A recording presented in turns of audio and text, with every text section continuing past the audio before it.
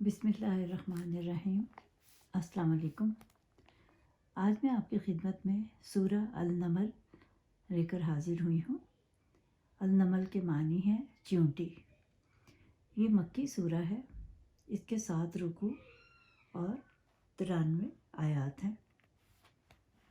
سب سے پہلے اس صورت میں یہ کہا گیا ہے کہ اللہ تعالیٰ ایک ہے اور صرف ایک خدا کی عبادت کریں، اور اس میں مرنے کے بعد دوبارہ زندہ کیے جانے کا ذکر ہے، اور قرآن پاک کو اللہ کا کلام مانیں، اور حشر کے دن کا ذکر ہے جب سزا و جزا کا معاملہ ہوگا،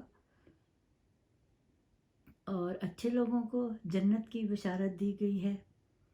اس میں حضرت موسیٰ علیہ السلام کا واقعہ بیان کیا گیا ہے، اور حضرت سلیمان علیہ السلام اور چیونٹی کا واقعہ ہے، اور حضرت سلیمان علیہ السلام اور ملکہ بلقیس کا واقعہ بیان کیا گیا ہے، اور حضرت طوط علیہ السلام کے بارے میں ذکر ہے، اور کہا گیا کہ اللہ تعالیٰ نے زمین و آسمان بنائے اور کہا کہ قیامت اچانک آئے گی، اور حضرت داؤد علیہ السلام کا واقعہ بیان کیا گیا ہے، اور حضور صلی اللہ علیہ وآلہ وسلم کو کفار کی طرف سے ملنے والی اذیتوں کے متعلق تسلی دی گئی ہے، اور کہا کہ ایمان والوں کے لیے خوشخبری ہے جو نماز قائم کرتے ہیں اور زکوٰۃ دیتے ہیں، اور جو لوگ آخرت پر ایمان نہیں لاتے ان کے لیے بڑا عذاب ہے، وہ اچھائی اور برائی میں تمیز نہیں کر سکتے۔ اور حضور صلی اللہ علیہ وسلم کو کہا کہ آپ کو قرآن سکھایا جاتا ہے۔ کافر کیونکہ کہتے تھے کہ یہ حضور صلی اللہ علیہ وسلم نے یہ سب کچھ خود سے کہا ہے، اور اس میں حضرت موسیٰ علیہ السلام کا ذکر ہے جب اللہ تعالیٰ نے ان سے کلام کیا اور کہا کہ عصا زمین پر پھینک دو، اور پھر وہ سانپ بن گیا، جو کہ واقعہ میں آپ کو پہلے بیان کر چکی ہوں۔ اور حضرت سلیمان علیہ السلام کی حکومت کا ذکر ہے، جو کہ مشرق سے مغرب تک ان کی حکومت تھی، اور اللہ تعالیٰ نے ان کو جانوروں کی زبان سمجھنے کی قوت عطا فرمائی تھی، اور حضرت سلیمان علیہ السلام کے لیے مختلف مقامات سے جنوں، انسان، پرندوں، جانوروں کو ان کے لشکر میں اللہ تعالیٰ نے جمع کر دیا تھا۔ ایک بار آپ اپنے لشکر کے ساتھ گزر رہے تھے تو آپ کو آواز آئی کہ ایک چیونٹی اپنی دوسری چیونٹیوں کو کہہ رہی تھی کہ اے چیونٹیوں، اپنے اپنے گھروں میں داخل ہو جاؤ، کہیں سلیمان کا لشکر ہمیں روند نہ ڈالے۔ اور ہوا کے ذریعے آپ نے یہ آواز سن لی اور اپنے لشکر کو روک دیا جب تک کہ چیونٹیاں اپنے گھروں میں داخل نہ ہو گئیں۔ آپ یہ سن کر مسکرا دیے تھے، اور آپ نے خدا کا شکر ادا کیا کہ اللہ تیرا شکر ہے کہ تو نے مجھے ان کی زبان سمجھنے کی توفیق دی، بس اللہ تو مجھ سے اور میرے آباء و اجداد سے راضی رہ۔ ایک بار جب کہ سب جن و انس آپ کی خدمت میں حاضر تھے تو سلیمان علیہ السلام نے پرندوں کا جائزہ لیا تو ہدہد کو غائب دیکھا۔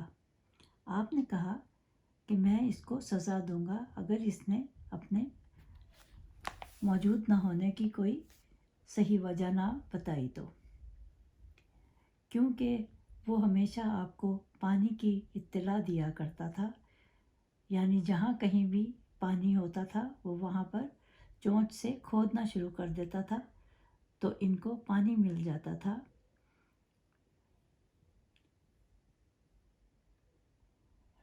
آپ کو پانی کی طلب تھی اور ہدہد غائب تھا، اس لیے آپ کو زیادہ غصہ آیا۔ آخر کار ہدہد آ گیا اور اس نے آ کر بتایا کہ میں ایک ملکہ کو دیکھ کر آیا ہوں جو ایک قوم پر حکومت کرتی ہے جس کا نام سبا ہے، اور وہ لوگ سورج کی اور آگ کی پوجا کرتے ہیں کیونکہ شیطان نے ان کو روک رکھا ہے، اور اس کا نام بلقیس ہے۔ اور اس کا ہیرے اور جواہرات کا 40 گز کا تخت ہے۔ تو حضرت سلیمان علیہ السلام نے فرمایا ابھی دیکھتے ہیں کہ تو سچا ہے۔ آپ نے ملکہ بلقیس کو خط لکھا اور ہدہد نے خط جا کر ملکہ بلقیس کی گود میں ڈال دیا۔ ملکہ یہ دیکھ کر گھبرا گئی کیونکہ خط بسم اللہ الرحمن الرحیم سے شروع کیا گیا تھا اور اس میں لکھا تھا کہ میرے حکم کی تعمیل کرو اور میرے پاس حاضر ہو جاؤ۔ ملکہ نے اپنے سرداروں اور درباریوں سے کہا کہ مجھے کیا کرنا چاہیے۔ انہوں نے کہا کہ اگر آپ صلح یا لڑائی کیا چاہتی ہیں ہم وہی کریں گے۔ وہ اپنی ملکہ کے بہت اطاعت گزار تھے۔ اس نے کہا کہ جنگ مناسب نہیں، اس میں تباہی و بربادی کا خطرہ ہے۔ میں ان کی طرف ایک تحفہ بھیجنا چاہتی ہوں، پھر دیکھتی ہوں۔ اگر وہ بادشاہ ہوا تو عزت و احترام سے تحائف قبول کر لے گا، اور اگر نبی ہوا تو ہدیہ یا تحفہ قبول نہ کریں گے۔ پھر وہ بہت بڑا لشکر لے کر حضرت سلیمان علیہ السلام کی طرف روانہ ہوئی۔ تو حضرت سلیمان علیہ السلام نے درباریوں سے کہا کہ وہ کون ہے جو ملکہ کے پہنچنے سے پہلے اس کا تخت میرے پاس لے آئے گا۔ یہ قصہ میں آپ کو بعد میں بتاتی ہوں ملکہ کا۔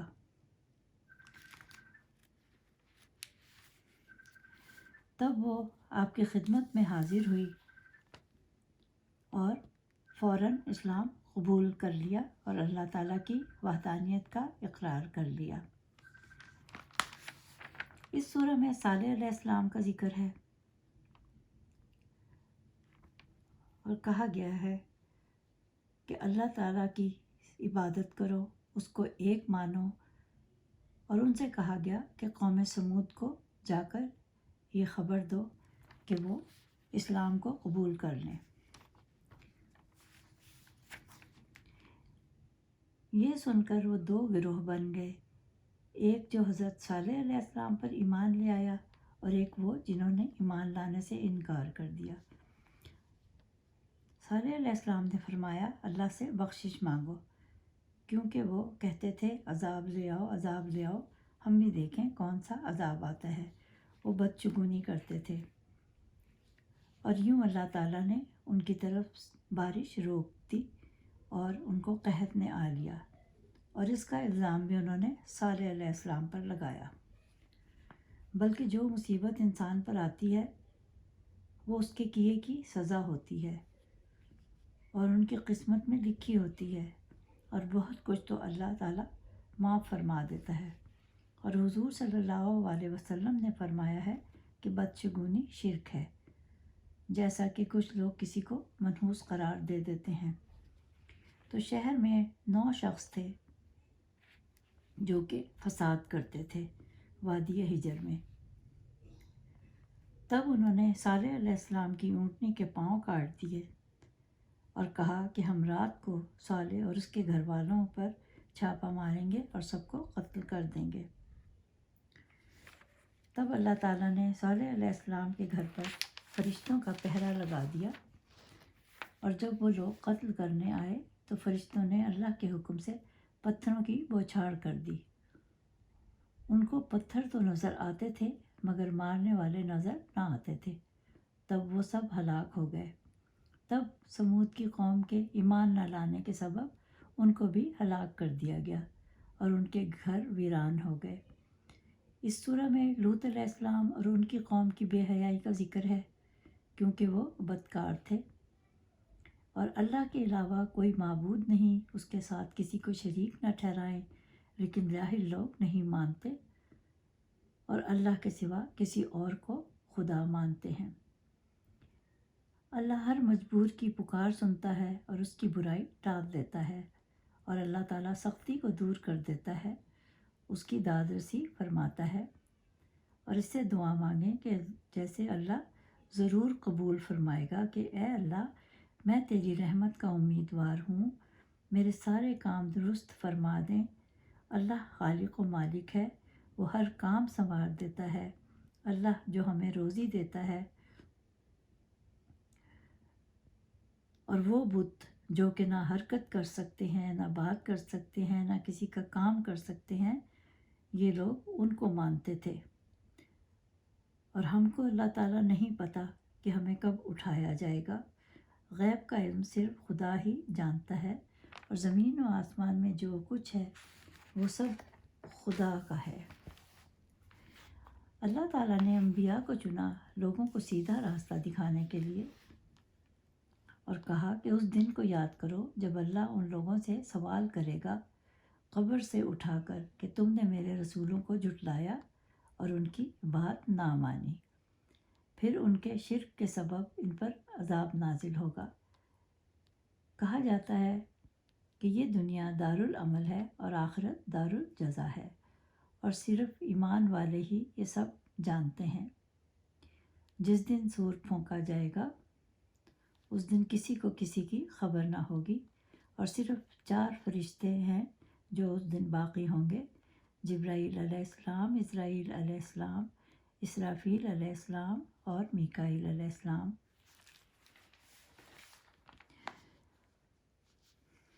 پہاڑ ریزہ ریزہ ہو کر بکھر جائیں گے، ہر ایک کو اپنے اعمال کا بدلہ ملے گا۔ جو نیک ہوں گے ان کو جنت ملے گی، اور جو برے لوگ ہوں گے، شرک کرنے والے، وہ جہنم میں ڈالے جائیں گے۔ اللہ نے کہا محمد سے کہ ان سے کہو کہ تمہارا حکم مانیں، اور اللہ تعالیٰ نے جو قرآن میں کہا ہے اس پر عمل کریں، اور ایک خدا کی عبادت کریں، اور اللہ کے فرما بردار بن کر رہیں۔ قرآن کی تلاوت کریں، اس میں جو کچھ لکھا ہے اس پر عمل کریں، اور ان سے کہیں کہ میں اللہ کی طرف سے آپ کو ایمان کی دولت کی دعوت دینے آیا ہوں۔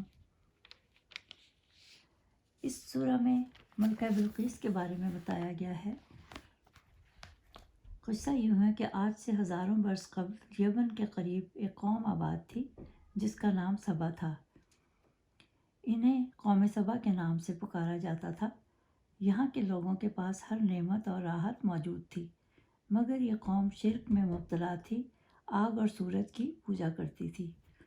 جب وہاں کے بادشاہ شراجیح کی موت ہوئی تو اس کی بیٹی بلقیس تخت پر بیٹھی۔ ملکہ بڑی قابل اور خوبصورت تھی۔ اس نے 9 سال یمن پر حکومت کی۔ اس کی قوم تجارت کرتی تھی اور وہ بہت امیر تھی۔ اس وقت حضرت سلیمان کی حکومت کا ڈنکا مشرق سے مغرب تک بجتا تھا، اور اس وقت کا دارالخلافہ یروشلم تھا، اور آپ کو جنات، چرند پرند ہر ایک پر حکمرانی عطا کی تھی۔ ایک بار حضرت سلیمان علیہ السلام نے دربار لگایا تو جن و انس، چرند و پرند سب حاضر تھے، مگر سلیمان علیہ السلام کا چہیتا پرندہ ہدہد غائب تھا۔ آپ نے پوچھا ہدہد کہاں ہے؟ اگر اس نے آ کر اپنی غیر حاضری کی کوئی معقول وجہ بیان نہ کی تو اسے ذبح کر دیا جائے گا۔ ابھی یہ گفتگو ہو ہی رہی تھی کہ ہدہد حاضر ہو گیا۔ آپ نے پوچھا کہاں تھا؟ تو وہ بڑے احترام سے بولا کہ اللہ کے پیغمبر، میں اڑتے اڑتے ایسے علاقے میں پہنچ گیا جو لوگ آگ اور سورج کی پوجا کرتے ہیں، اور ان کی ایک رانی ہے بلقیس۔ وہ ایک بہت بڑے تخت پر بیٹھ کر حکومت کرتی ہے، اور اس کے تخت میں قیمتی ہیرے جواہرات و زمرد جڑے ہیں، اور اس کے پاس آرائش و آسائش کی تمام سامان موجود ہیں۔ آپ نے کہا اگر تمہاری بات سچ ہے تو میرا یہ خط اس تک پہنچا دو تاکہ وہ لوگ شرک سے باز آ جائیں،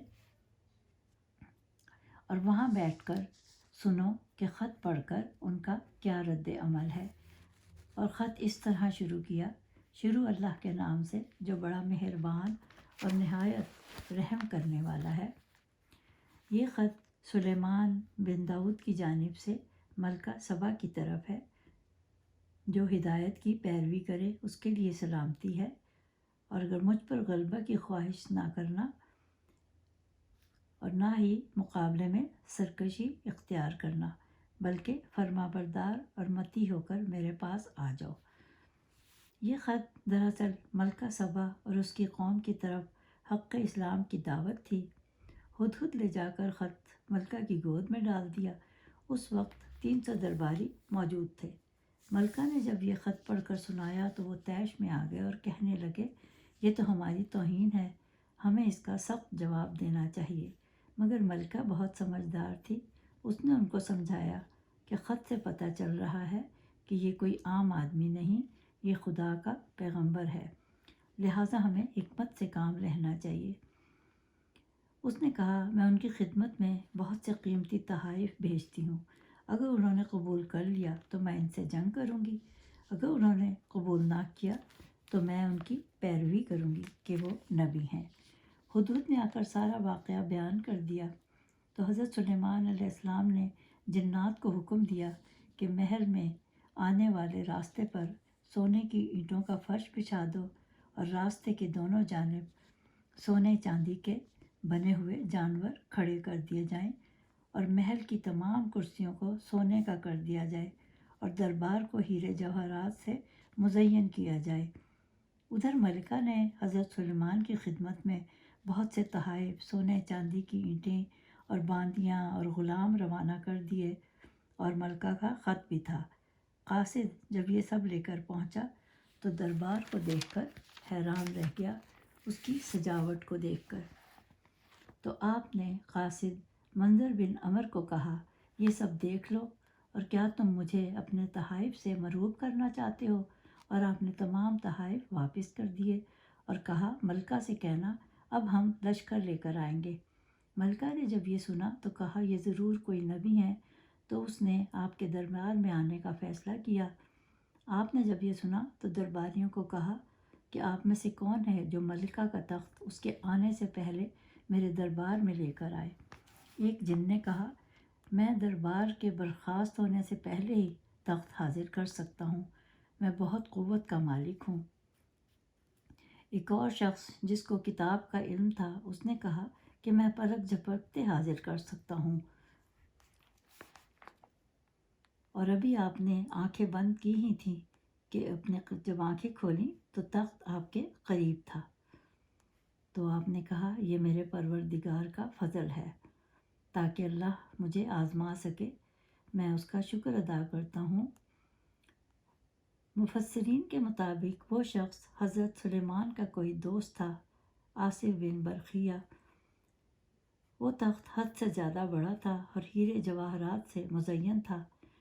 आपने उसमें कुछ रद्दो बदल करके उसको और बेहतर बना दिया और जब बिल्कीस दरबार में हाजिर हुई तो हज़रत सुलेमान अलैहिस्सलाम ने कहा, इस तख्त को पहचानती हो?